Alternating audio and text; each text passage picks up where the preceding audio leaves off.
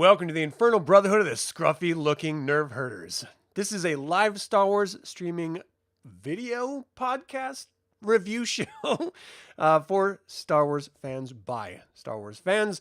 And of course, today I am going to be reviewing West End Games' Star Wars Sourcebook. Now, this is for the role-playing game that West End Games released starting in like 1987, I think. And you know what?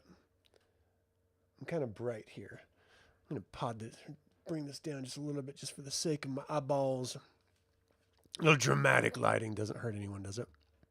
All right, so I had already reviewed the Star Wars The Role-Playing Game book that West End Games released, which was, of course, the very first source book that they released for the role-playing game. They had since released another volume of sort of rules expansions for the first edition, but that would come much later. And this was ultimately packaged with it, which is incredibly important because this has like aliens and spaceships and droids in it, whereas the original did not. Like the role-playing game book didn't have any of that detailed information like equipment and cost and rarity and stuff like that, whereas this source book does have all that information. So when you're thinking about buying any type of book, and they're not even available for purchase anymore, the ones I'm reviewing are the 30th anniversary that were released, and the original ones are actually free. Like you can just get them online. I don't know if it's on the up and up, but it's free. Like West End Games went bankrupt, and so these PDFs, just go to the link in the description below, and you can check them all out. You know, sort of kick the tires, as it were. So anyway, my initial thoughts about this source book is that you have to have this to play this game. You cannot. I mean, arguably you could. This gives you so much more information that is so important to actually playing the game from a player's perspective and from a game master's perspective, the person running the actual game itself. All right, so let's talk about this just a little bit. I don't have a ton to sort of go over. I was planning on just looking at the chapters and just sort of riffing a little bit with what I was finding in these different chapters. So I'll get to that here in just a second. But first and foremost, I do want to just give you some information. So this was published by West End Games in 1987 for the Star Wars The Role-Playing Game. It is framed as a campaign setting and game supplement. And the campaign setting would be, of course, the Star Wars galaxy, and the game supplement, meaning it's adding more role-playing information for players and game masters for the Star Wars role-playing game. It is a 144 hardcover book written by Bill Slavicsek and Curtis Smith. And his exhaustive source book was one of the first references to really detailing the Star Wars universe, even giving it names for alien races for the very first time, including planets that those aliens lived on, their language, their cultural norms, and everything. I mean, Kashyyyk and everything was mentioned in this.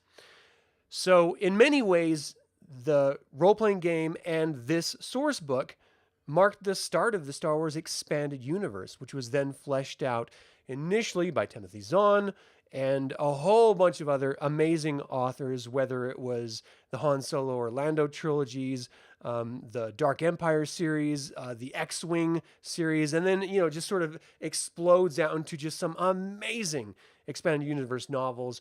What happens after Return of the Jedi? What happens to the New Republic? What happens to Luke Skywalker and his Jedi Academy? All of that is addressed in the expanded universe, and brilliantly so. So if your only experience with what happens after Return of the Jedi is watching the 3 sequel trilogy films that the Disney studios put out with Lucasfilms, you suck at life, because those 3 films are horrid garbage compared to the actual expanded universe that existed for up to 40 years before Disney ever even got their dirty little fat fingers involved in this wonderful IP. So, you don't have to know it all, but just so that you do know, this all existed before Disney got their hands on it. In let's see, the source book was released simultaneously with the Star Wars role-playing game later in the year. And at the 1988 Origin Awards, Star Wars Sourcebook won Best Role-Playing Adventure in 1987. Now, it is not an adventure. It does not give you an adventure to run through. It just gives you information so that you can craft your own adventures. Whereas the role-playing game, original one, it came out with Rebel Breakout, I think is what it was called. It's the adventure that I'm going to be running for some players on Sunday morning, this coming Sunday. So definitely tune in and check that out. But there weren't published adventures until after all this was released and stuff. Just want to make sure that's clear. All right, so let's talk about this with me looking at the table of contents here. Ultimately, when we're referencing this source book, we are referencing some information about the Star Wars universe that wasn't really not only common knowledge, but wasn't fleshed out at all. And so it's presenting the idea of the Star Wars universe in the frame of, and this entire game is designed to be operated in the time period right after the A New Hope, Star Wars Episode 4, and right before Star Wars Empire Strikes Back, Episode 5. So it's in that window where this whole game was fundamentally constructed. It uses information from the original trilogy, 4, 5, and 6, all the way up through Return of the Jedi, but it doesn't, it's really intended for you to be a rebel operative in this small window of the Galactic Civil War at the very beginning of the Galactic Civil War, because that's where all of the real excitement and that sort of new car smell when it comes to a campaign setting happened. You see this in other IPs as well, whether it's a campaign setting for Dungeons and Dragons or Vampire the Masquerade or whatever it is. They have little time frames of this greater sort of universe that they prefer you to sort of stick in and play in. You can really do whatever you want, but that's what they're giving you the meat and potatoes from. And so the information that they're pulling from is the 3 films, the Lando trilogy, the original film trilogy of novelizations, which does expand things out a little bit more, and they are a little bit different. Check those reviews out on this channel. And then also the Han Solo trilogy, and then Splinter of a Mind's Eye, which are really the very beginnings of everything. And at the very end of this source book, it gives you a really interesting sort of bibliography almost of where they pulled their information from. And you get this really vast scope of how much they actually made up. And it was all approved by Lucas, and so it's not like it was ignored, but you do notice that some of the information throughout the course of the development of Star Wars, if you ever check out my reviews of the Star Wars archives, George Lucas was really making this up as he went along, and he was changing stuff as he went along, and other authors came in and they were doing screenwritings and directing and rewrites and stuff. So it was a constant evolution of what we have now as we understand Star Wars. And this West End Games team, when they produced this role-playing game, did the exact same thing. They took the jumping off beats. Some of them were picked up by Lucas, some of them were modified by Lucas, and some of them were thrown aside. But it is nice to sort of get this time capsule sort of feel when it comes to Star Wars, because ultimately it's all about nostalgia. When, this is when I was a kid, this came out. So it's all nostalgia. All right, so chapter 1 goes into general spacecraft systems. For real, this was a bit of a slog to get through because it is technical data, by and large, for everything. So it goes into how these starships work. Now, it's not like, a car manual, but it's pretty detailed. And the reason I think that they do this is so that you adopt the common Star Wars vernacular, so that when you're actually running the game, you can pull out the language that you learned by reading this, and it feels Star Warsy. It doesn't feel like it's current, modern language or made up popular culture references in order to explain a particular spacecraft manufacturer or a part, or like a hydrospanner, for example, But it was a bit of a slog to read through, if I'm being 100% fair here. Then it gets into starfighters and combat starships and space transports with successive chapters. And it goes into a whole bunch of information and details. It gives us schematics for the YT-1300, the Millennium Falcon, the X-Wing. I don't remember the model nomenclature for it. It was like I don't know. I can't remember. I'd have to look it up. But it gives you all sorts of information about space transports and whether it's the sort of rebel sector or the Imperial dominated space, how they interpret and communicate with different organizations and entities. If you're trying to, like land in their airspace or something like that, goes into droids, and he gives us a really great overview of droids. He doesn't go into every droid because as you watch the films, there's a shit ton, I believe is the proper reference, of droids in those. And so what it does is pulls out the main important ones that you're probably going to run across. So you got your protocol droids, your astromechs, you've got your medical droids, and then it expands a couple more from there, like probe droids and stuff like that for the Empire. Super interesting stuff. And I really am glad that they included this because that's a big part of Star Wars. We like to think of the Force and scoundrels and the Galactic Civil War, but we often forget that the entire backbone of this entire empire and even the New Republic before it is on the backs of droid and AI. If it wasn't for droids, a lot of this would never have happened. And yes, you do have cultures, alien cultures that were really seminal in creating these starships and stuff, but none of that would have happened if it wasn't for the backbone of the droids. And Star Wars itself, when you think of Star Wars, you think of R2-D2 and C-3PO. They were supposed to be the through line storytellers of the entire Skywalker saga for George Lucas. And to have not included them in detail would have been a massive disservice. So I was really pleased that they did that. Then it talks about different types of vehicles, from repulsor lift vehicles, ground assault vehicles, and then it gets into some really cool stuff with the aliens. And this is where they really manufacture and invent names and cultures and stats, really, for different creatures. And with the aliens, you get some really interesting ones. You get your Ilthorians, you get your Ewoks, you get your Wookiees, and Rhodians, and it talks about Twi'leks. It talks about their cultures and everything. And then it gives you game stats, which was wholly missing from the original The Role-Playing Game, a huge vacuum in that. But since these were released together, it doesn't really matter that much. Does make you wonder why they didn't just combine the two books together. But it gives you all that information. So if you want to play a template like, for example, a merc, a mercenary or something, well, the default in Star Wars is human. Like, that's what the game assumes you're going to be playing. However, you can now, with these stats in this book, play one of these presented alien races.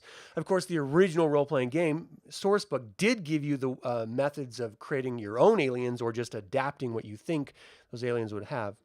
But it's nice to see them fleshed out, and it's nice to get some culture with the visible, that sort of visible shock of an alien. One of the greatest scenes in all of Star Wars was the Mos Eisley Cantina.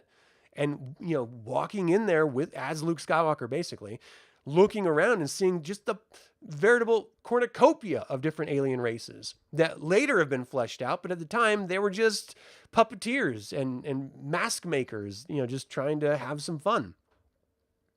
It's great to see them detailed out and get that information. Then you have your general equipment that is integral to any character, any player for Star Wars, whether it's armor or weapons or tools or medical supplies or whatever it is, stuff that you're going to need if you're going to be going on some sort of rebel-based mission against the Empire. And so, we see that. I think this is detailed out beautifully in Rogue One and in Andor, the series, because it gives you this really tactile, ground level, sort of mechanical feel for that insurgent spy operations of the Rebel Alliance. And that's just, again, integral to the game. So it's nice that they finally present it in here. And then it talks about lightsabers a little bit, which was a little shocking because they already talked about it in the previous book. And they don't really go into much more than what was presented in the previous book. And if we're being fair, there's not much to lightsabers because they're supposed to be mysterious. They're a weapon of a more elegant age, a more civilized age.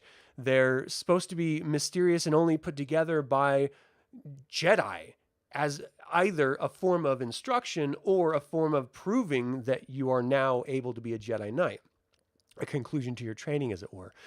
And so because it doesn't give you any more real information about it, and it intentionally leaves it mysterious, you wonder, well, why the hell did you include it in the first place? Because you already talked about it briefly. You did the broad brushstrokes already. There's no reason to bring it up now. And it's missing, like, if they really wanted to dive into it, then give us a schematic. It doesn't mean everyone else is going to know, but it would be cool just to have it visually in front of you, But they didn't.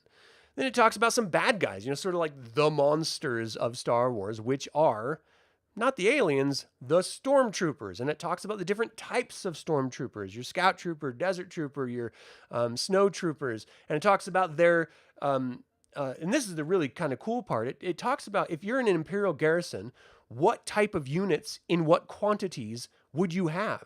What are the support units like? What are the spaceships that are going to be common in an Imperial garrison? How is the Imperial garrison going to be laid out? It gives you schematics for a generic Imperial garrison. It tells you how the units are broken down and presented. I mean, this type of stuff is very, very invaluable to a game master who wants to run the Imperials like an intelligent war machine, which they are. They're never really presented that way. But if you're throwing players against them, then you should know how many are going to show up. Because let's be honest, the rebellion is this tiny, tiny, tiny, tiny 0.0001% of a faction that is going up against the grand imperial government. And like they're facing insurmountable odds. And that's why it's so neat and special and awesome when they're successful. I mean, it's literally amazing that they can survive this war machine of the Empire. And if you don't know what the Empire is capable of and what numbers that they appear in, then you're just going to be willy-nilly throwing out random stormtroopers and make the Empire look like they're another, rogue rebel alliance when they're not. They're supposed to be like this giant wall that you can't get past. They're supposed to be wildly intimidating. And so I was very, very pleased. And, just because I have a military background, it's nice to see that it looked like they paid attention to that organizational structure in order to create this. And I'd never seen it represented this way anywhere else. I used to play Star Wars Saga Edition that Wizards of the Coast put out too, and I don't remember them ever going into it like this. So it was very, very refreshing to see and read. Then it talks about rebel bases and gives you an example of a sort of a schematic layout of a generic rebel base, what they do for their protective measures, what are the different points of contact that an enemy infiltrator might come into, or a player if they're just, where they're going to dock their ship, stuff like that. What are the procedures and stuff? And again, this just wraps the entire Star Wars universe in its own vernacular for the sake of the players and the game master, and it allows them to just immerse themselves into this universe so much better than if you had just watched the original trilogy, for example. And then it goes into some of the heroes and villains. It gives us some backstory and stuff. And here's what I find is really great as a time capsule moment, is that they didn't have information about the real backstories of these characters. Like when it talks about Obi-Wan Kenobi, there was no Qui-Gon Jinn, when they wrote this. That did not exist. And so they were talking about how Obi-Wan Kenobi took Darth Vader under his tutelage because they couldn't spoil that huge reveal at the end of Empire Strikes Back of who Darth Vader is. And so they referred to Anakin Skywalker as Darth Vader, as Obi-Wan's apprentice, it was just this wonderful look. And like, okay, they're protecting the audience from a wonderful reveal because at the time it still could have been a massive spoiler. And on the other side, they're explaining that, look, Obi-Wan was not ready to be a master, and he failed Darth Vader because of his flippant manner of instruction. He hid that he was instructing him from Yoda. And so you have this sort of alternate version of what really unfolded that we learned once we watched the prequel trilogy, and then all the books and comics and then video games and everything that came out on the back of it. And it's like Splinter of a Mind's Eye. It presents the Star Wars universe in a totally tangential frame. Like, well, here's the main storyline and the sort of the canon of Star Wars, and then here's some side stories that are similar to Star Wars, and we're going to call them Star Wars, but they take great liberties with characters and situations. So Splinter of Mind's Eye, the first Star Wars novel ever released, is very much along that vein, and so is a lot of this character backstory information in this West End Games Star Wars Sourcebook. And it's so much fun to explore. It talks about the Emperor briefly in the original role-playing game. It talks about Darth Vader in this one a lot. It talks about Yoda, Boba Fett. It goes into information about Lando Calrissian and Han Solo. And Chewbacca. It talks a lot about Chewbacca and his backstory and his skill set, and how he, like the energy crossbow of his is like this archaic weapon that he just was fond of, and his whole culture ignores it because it was like they don't use them because they're so old and sort of pointless when you have blasters now. But it also talks about them in the form of like energy bolts, and you have to reload the why can't I remember the actual name of that Wookiee crossbow? This is going to drive me nuts. But it talks about how you have to have like a bandolier of energy bolts so that you can load new ones each shot. But that energy crossbow in the movies and books and comics never needed to be reloaded, or in the video games for that matter. Never needed to be reloaded. You just kept shooting it, which made you wonder, why did it look like a crossbow? But this book explains that no, it is literally a crossbow. It's just really powerful. So that was a really fun explanation and just sort of deep dive on the different heroes that make Star Wars great, you know? And it does everything through the lens of like, these are the dossiers the Empire keeps on these people, or this is the information that they were able to scrounge up from third-party sources and stuff. So they're not really sure if it's true or not. And again, it's set in the time period between episode 4 and 5. And so it's all from that, like, this is the farm boy who destroyed the Death Star, my great emperor. Let us see if we can find him and destroy him and stuff. And that's just fun too, because that just immerses you while you're reading it. So I would say the first half of this is a slog, which is my least favorite. All the technical data, information, and specifications. The second half of this was a lot more interesting and fun, because then it got into, you know, your droids and your aliens and your heroes and stuff like that. But again, it is incredibly integral to have for playing the role-playing game, because without it, you can't. You don't have the stats in order to play it. So it is very, very important that they bound these together, especially with the Fantasy Flight Games 30th anniversary of the release of the West End Games role-playing game, which I have an unboxing of on this channel.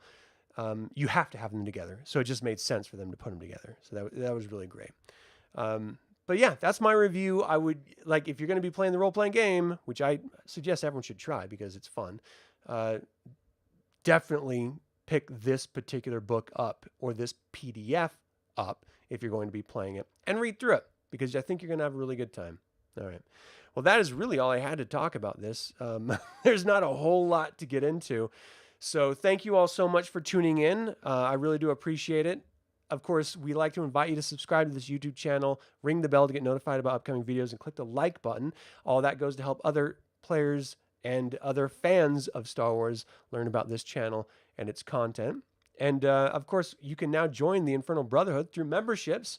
They're like 99 cents a month, and it just helps us out, lets us know that you care about all the readings and reviews and information that we put out there about Star Wars. And then, of course, we also have apparel, which also helps us out a little bit. But then you get to look badass wearing it. So it's all custom designed, all custom artwork from the Infernal Brotherhood of the scruffy-looking nerf herders. So please check that out. That's in the description below. So until the Infernal Brotherhood convenes again, my fellow scruffy-looking nerf herders, may the Force be with you.